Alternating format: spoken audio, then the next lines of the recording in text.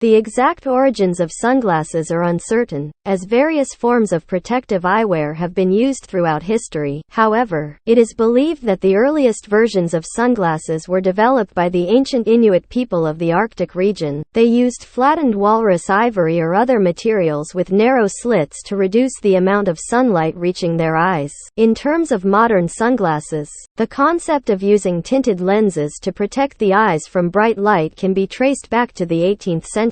James Askew, an English optician, is often credited with inventing the first spectacles with tinted lenses in the 1750s. However, these early versions were primarily intended to correct specific vision impairments rather than to block out sunlight. The modern sunglasses we are familiar with today, designed specifically for protecting the eyes from the sun's rays, emerged in the early 20th century. In 1929, an American entrepreneur named Sam Foster introduced mass-produced sunglasses to the United States. He began selling them on the Atlantic City Boardwalk in New Jersey, popularizing them as a fashionable accessory. Following Foster's initiative, the use of sunglasses gained significant momentum. In 1936, Edwin H. Land, the founder of the Polaroid Corporation, invented polarized sunglasses, which were highly effective in reducing glare. This innovation further enhanced the popularity and functionality of sunglasses.